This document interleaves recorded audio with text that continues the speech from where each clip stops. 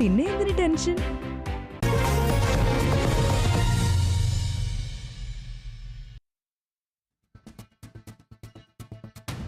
കൊച്ചിയിലെ കൈക്കൂലി കേസിൽ ആഭ്യന്തര അന്വേഷണത്തിന് ഒരുങ്ങി ഇഡി.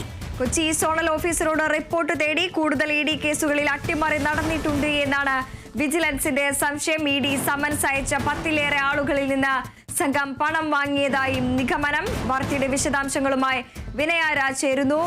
വിനയ, കൂടുതൽ ഇഡി കേസുകളിൽ അട്ടിമറി നടന്നിട്ടുണ്ട് എന്നുള്ള സംശയങ്ങളെല്ലാം തന്നെ വിജിലൻസ് പുറത്തുവരുന്നുണ്ട്. വിവരങ്ങൾ എങ്ങനെയാണ്? വൃന്ദ, കൊച്ചി കൈക്കൂലി കേസുമായി ബന്ധപ്പെട്ട് ഇപ്പോൾ കൂടുതൽ വിവരങ്ങളാണ് പുറത്തു വന്നുകൊണ്ടിരിക്കുന്നത്. ദിനംപ്രതി കൂടുതൽ വിവരങ്ങളാണ് പുറത്തു വന്നുകൊണ്ടിരിക്കുന്നത്.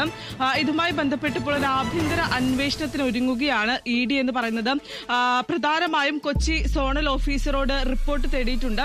ഈ റിപ്പോർട്ട് അനുസരിച്ചായിരിക്കും മറ്റ് തുടർ നടപടികൾ എന്തൊക്കെ വേണമെന്ന കാര്യത്തിൽ ഒരു അന്തിമ തീരുമാനം ഉണ്ടാവുകയുള്ളൂ എന്നാണ് മനസ്സിലാക്കുന്നത്. പ്രധാനമായും ഒരു ഇ ഡി ഉദ്യോഗസ്ഥൻ തന്നെ ഈ കൈക്കൂലി കേസുമായി ബന്ധപ്പെട്ട് പിടിയിലാകുമ്പോൾ അത് വലിയ വിവാദങ്ങളിലേക്കും ചർച്ചകളിലേക്ക് അടക്കം തന്നെ വഴിവെക്കുന്ന ഒരു കാര്യം തന്നെയാണ്.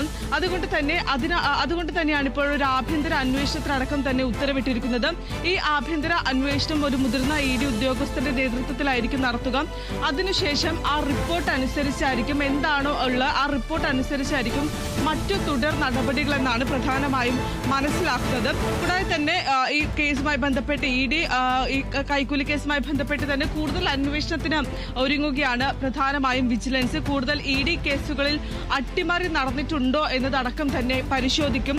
ഇ ഡി സമൻസ് അയച്ച 10ഓളം ആളുകളിൽ നിന്ന് ഇത്തരത്തിൽ സംഘം പണം വാങ്ങിയിട്ടുണ്ട് എന്നടക്കം തന്നെ വിജിലൻസ്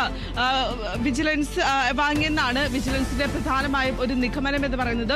അതുകൊണ്ട് തന്നെ ഈ കേസുമായി ബന്ധപ്പെട്ടിട്ടുള്ള അന്വേഷണങ്ങളെല്ലാം തന്നെ നടക്കും. പ്രധാനമായും ഈ വിജിലൻസ് ഇ ഡി സമൻസ് അയച്ച ഈ കേസുകളിലെല്ലാം തന്നെ ഒരു അന്വേഷണം നടത്തുമെന്നടക്കം തന്നെയാണ് വിജിലൻസ് പ്രധാനമായും അറിയിച്ചിരിക്കുന്നത്.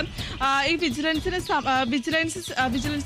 സംശയമുള്ള സമൻസ് ഇ ഡി ഓഫീസിൽ അയച്ചത് ഇമെയിൽ വഴിയാണ് ഈ നടക്കം തന്നെ കണ്ടെത്തിയിട്ടുണ്ട്.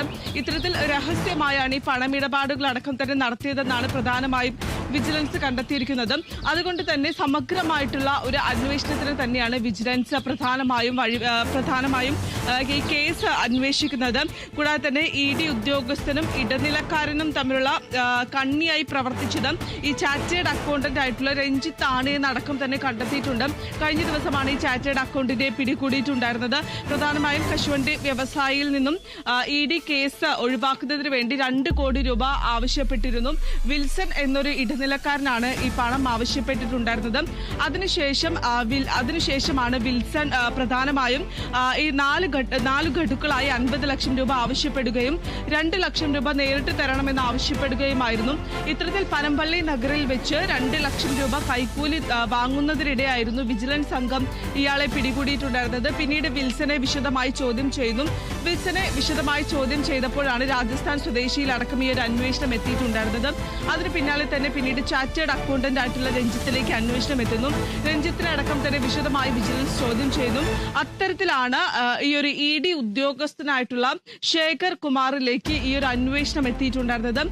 പ്രധാനമായും ശേഖർ കുമാറിലേക്ക് അന്വേഷണം എത്തിയപ്പോൾ ഒരു ഇ ഡി ഉദ്യോഗസ്ഥനാണ്. അതിന്റെ പരിണിത ഫലങ്ങൾ അടക്കം തന്നെ വലുതാകും. അതുകൊണ്ട് തന്നെ വിശദമായിട്ടുള്ള ഒരു അന്വേഷണത്തിന് തന്നെയാണ് വിജിലൻസും കടക്കുന്നത്. പ്രധാനമായും മറ്റൊരു കാര്യം എന്തെന്നാൽ ഒരു ഉദ്യോഗസ്ഥന്റെ അല്ലെങ്കിൽ ഒരു ഇടനിലക്കാരന്റെ മൊഴി മാത്രം എടുത്തുകൊണ്ട് ഒരു ഇ ഡി ഉദ്യോഗസ്ഥനെ അന്വേഷിക്കുന്നത് അത്ര ഉചിതകരമായിട്ടുള്ള കാര്യമല്ല. അതുകൊണ്ടാണ് ഇപ്പോൾ ഒരു ആഭ്യന്തര അന്വേഷണം പ്രഖ്യാപിച്ചിരിക്കുന്നത്. ഈ ഒരു ആഭ്യന്തര അന്വേഷണം നടക്കുമ്പോൾ അതിനുള്ള അന്വേഷണ റിപ്പോർട്ട് നൽകും. ആ റിപ്പോർട്ട് അനുസരിച്ചായിരിക്കും മറ്റു തുടർ നടപടികൾ ഈ ഇ ഡി ഉദ്യോഗസ്ഥനെതിരെ നടക്കുക എന്നാണ് പ്രധാനമായും മനസ്സിലാക്കുന്നത്. വൃന്ദ, ശരി വിനയ.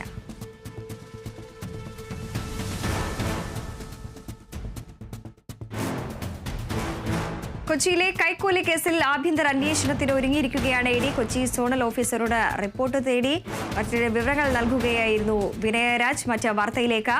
അമേരിക്കയിൽ കൊടുങ്കാറ്റ് വീശി നാശം വിതച്ചു. അപകടത്തിൽ 25 മരണവും നിരവധി പേർക്ക് പരിക്കേറ്റതായും റിപ്പോർട്ട്. മിസോറി, കെന്റി എന്നിവിടങ്ങളിലാണ് കൊടുങ്കാറ്റ് വീശിയടിച്ചത്. 5000-ലധികം